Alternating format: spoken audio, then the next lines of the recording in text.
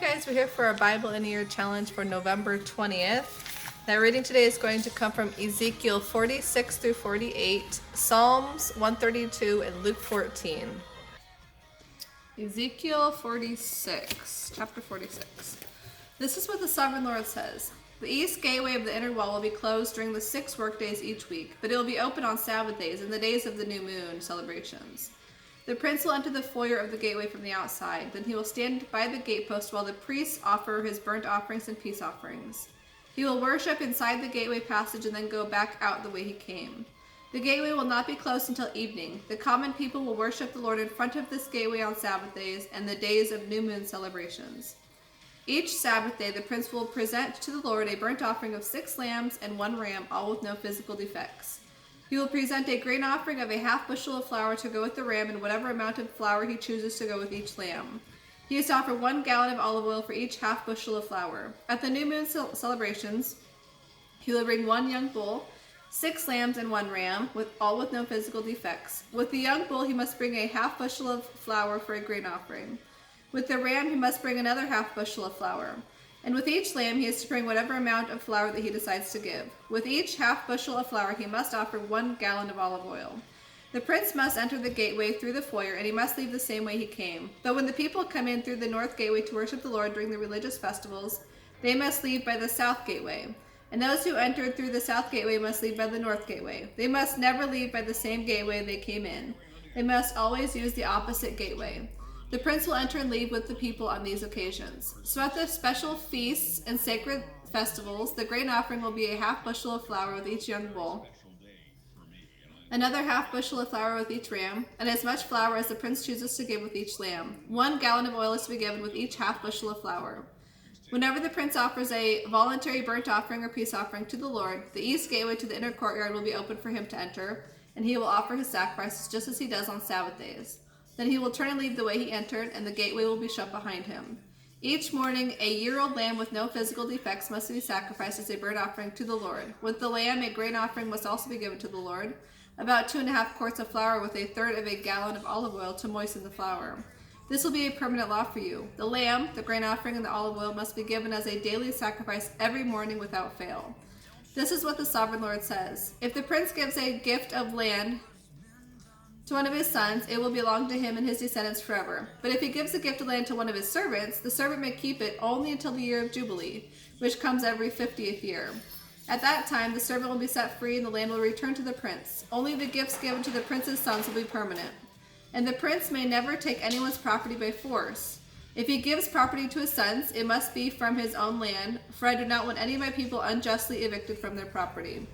The temple kitchens. Then the man brought me through the entrance beside the gateway and led me to the sacred rooms assigned to the priests, which faced toward the north. He showed me a place at the extreme west end of these rooms. He explained, "This is where the priests will cook the meat from the guilt offerings and sin offerings and bake the flour from the grain offerings into bread. They will do it here to avoid carrying the sacrifices through the outer courtyard and harming the people by transmitting holiness to them." Then he brought me back to the outer courtyard and led me to each of its 4 corners. In each corner I saw an enclosure. Each of these enclosures was 70 feet long and 52.5 feet wide, surrounded by walls. Along the inside of these walls was a ledge of stone with fireplaces under the ledge all the way around. The man said to me, "These are the kitchens to be used by the temple assistants to boil the sacrifices offered by the people." Chapter 47, the River of Healing. Then the man brought me back to the entrance of the temple. There I saw a stream flowing eastward from beneath the temple threshold. This stream then passed to the right of the altar on its south side. The man brought me outside the wall through the north gateway and led me around to the eastern entrance. There I could see the stream flowing out through the south side on the east of the east gateway. Measuring as he went, he led me along the stream for 1,750 feet, and he told me to go across. At that point, the water was up to my ankles. He measured off another 1,750 feet and told me to go across again. This time, the water was up to my knees. After another 1,750 feet, it was up to my waist. Then he measured another 1,750 feet, and the river was too deep to cross without swimming. He told me to keep in mind what I had seen. Then he led me back along the riverbank. Suddenly, to my surprise, many trees were now growing on both sides of the river. Then he said to me, "This river flows east through the desert into the Jordan Valley, where it enters the Dead Sea. The waters of the stream will heal the salty waters of the Dead Sea and make them fresh and pure. Everything that touches the water of this river will live. Fish will abound in the Dead Sea, for its waters will be healed. Wherever this water flows, everything will live. Fishermen will stand along the shores of the Dead Sea, fishing all the way from En Gedi to Eneglaim. The shores will be covered with nets drying in the sun. Fish of every kind will fill the Dead Sea, just as they fill the Mediterranean. But the marshes and swamps will not be purified. They will be sources of salt. All kinds of fruit trees will grow along both sides of the river. The leaves of these trees will never turn brown and fall, and there will always be fruit on their branches. There will be a new crop every month, without fail, for they are watered by the river flowing from the temple. The fruit will be for food and the leaves for healing. Boundaries for the land. This is what the Sovereign Lord says. Follow these instructions for dividing the land for the 12 tribes of Israel. The tribes of Judah will be given 2 shares of land. The tribe of Joseph will be given 2 shares of land. Otherwise, each tribe will receive an equal share. I swore that I would give this land to your ancestors, and it will now come to you as your inheritance. The northern border will run from the Mediterranean toward Hethlon, then on through Lebo Hamath to Zedad. Then it will run to Beratha and Sibraim, which are on the border between Damascus and Hamath, and finally to Hazor Hadakon on the border of Haran. So the northern border will run from the Mediterranean to Hazor Enon, on the border between Hamath to the north and Damascus to the south.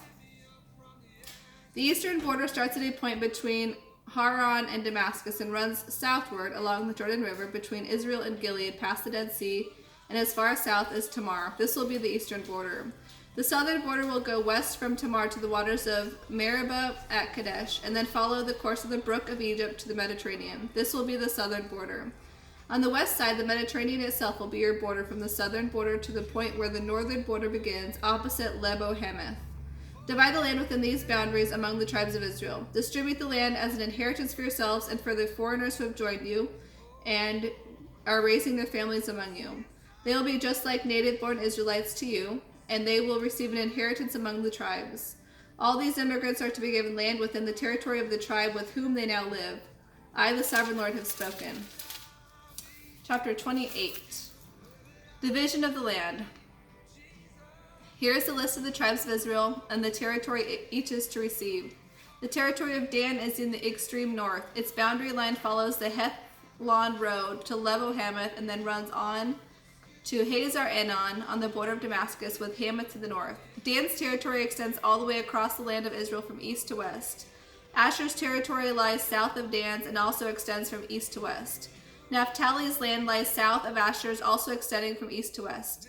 Then comes Manasseh, south of Naphtali, and its territory also extends from east to west. South of Manasseh is Ephraim, and then Reuben, and then Judah, all of whose boundaries extend from east to west. South of Judah is the land set aside for a special purpose. It will be 8 1/3 miles wide and will extend as far east and west as the tribal territories with the temple at the center. The area set aside for the Lord's temple will be 8 1/3 mile long and 6 2/3 miles wide. For the priests there will be a strip of land measuring 8 1/3 miles long by 3 1/3 miles wide, with the Lord's temple at the center. This area is set aside for the ordained priests, the descendants of Zadok, who obeyed me and who did not go astray when the people of Israel and the rest of the Levites did. It will be their special possession when the land is distributed, the most sacred land of all. Next to the priest's territory will lie the land where the other Levites will live. The land allotted to the Levites will be the same size and shape as that belonging to the priests, 8 1/3 miles long and 3 1/3 miles wide. Together, these portions of land will measure 8 1/3 mile long by 6 2/3 miles wide. None of this special land will ever be sold or traded or used by others, for it belongs to the Lord. It is set apart as holy. An additional strip of land, 8 1/3 miles long by 1 2/3 miles wide, south of the sacred temple area, will be allotted for public use. Homes, pasture lands, and common lands with a city at the center. The city will measure 1.5 miles on each side. Open lands will surround the city for 150 yards in every direction. Outside the city, there will be a farming area that stretches 3 1/3 miles to the east and 3 1/3 miles to the west, along the border of the sacred area. This farmland will produce food for the people working in the city. Those who come from the various tribes to work in the city may farm it. This entire area, including the sacred lands and the city, is a square that measures 8 1/3 miles on each side. The areas that remain to the east and to the west of the sacred lands and the city will belong to the prince. Each of these areas will be 8 1/3 miles wide, extending in opposite directions to the eastern and western borders of Israel. So the prince's land will include everything between the territories allotted to Judah and Benjamin, except for the area set aside for the sacred lands and the city. These are the territories allotted to the rest of the tribes. Benjamin's territory lies just south of the prince's land, and it extends across the entire land of Israel from east to west. South of Benjamin's territory lies that of Simeon, also extending across the land from east to west. Next is the territory of Issachar with the same eastern and western boundaries. Then comes the territory of Zebulun, which also extends across the land from east to west. The territory of Gad is just south of Zebulun with the same borders to the east and west. The southern border of Gad runs from Tamar to the waters of Meribah at Kadesh, and then follows the brook of Egypt to the Mediterranean. These are the allotments that will be set aside for each tribe's inheritance, says the sovereign Lord. The gates of the city.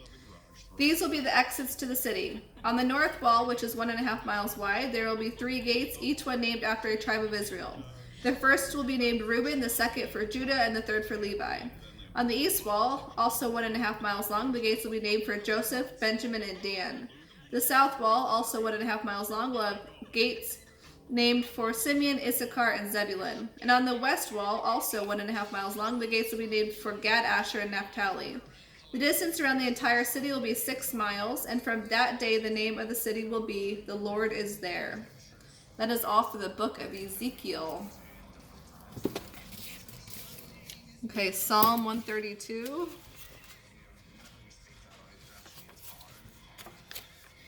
A song for the ascent to Jerusalem.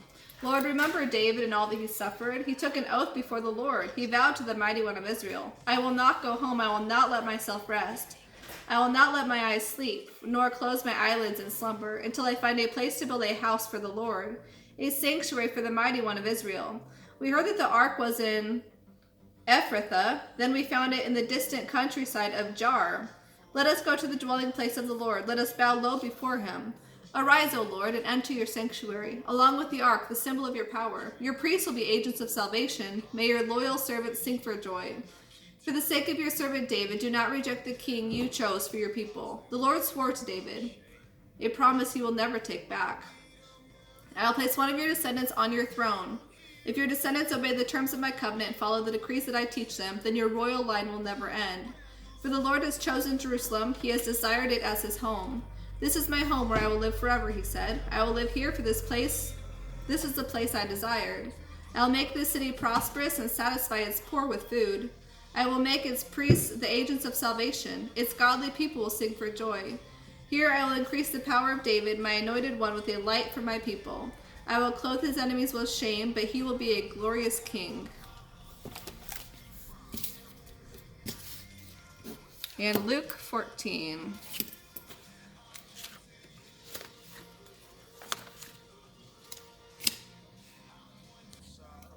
Jesus heals on the Sabbath. One day Jesus was in the home of a leader of the Pharisees. The people were watching him closely because there was a man there whose arms and legs were swollen.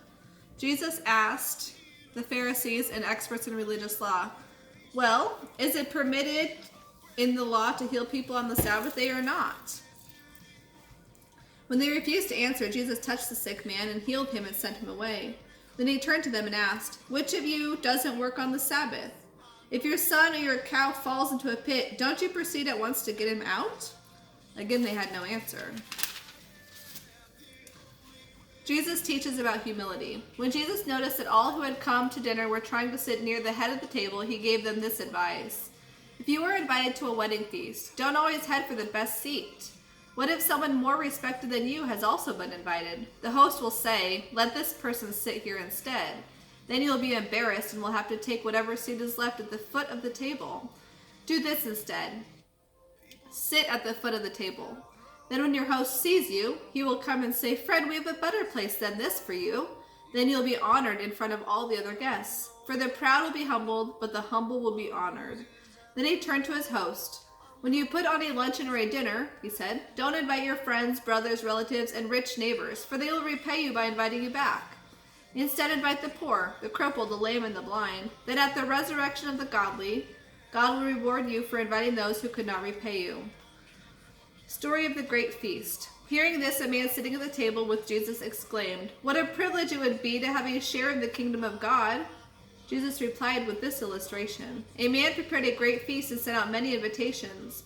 When all was ready, he sent his servant around to notify the guests that it was time for them to come. But they all began making excuses. One said he had just bought a field and wanted to inspect it, so he asked to be excused. Another said he had just bought 5 pair of oxen and wanted to try them out. Another had just been married, so he said he couldn't come.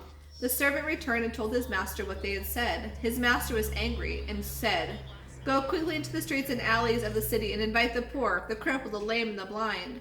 After the servant had done this, he reported, "There is still room for more." So his master said, "Go out to the country lanes and behind the hedges and urge anyone you find to come, so that the house will be full. For none of those I invited first will even get the smallest taste of what I had prepared for them." The cost of being a disciple. Great crowds were following Jesus. He turned around and said to them, "If you want to be my follower, you must love me more than your own father and mother, wife and children, brothers and sisters, yes, more than your own life. Otherwise you cannot be my disciple. And you cannot be my disciple if you do not carry your own cross and follow me. But don't begin until you count the cost. For who would begin construction of a building without first getting estimates and then checking to see if there is enough money to pay the bills? Otherwise you might only complete the foundation before running out of funds. And then how everyone would laugh at you. They would say, 'There's the person who started that building and ran out of money before it was finished.'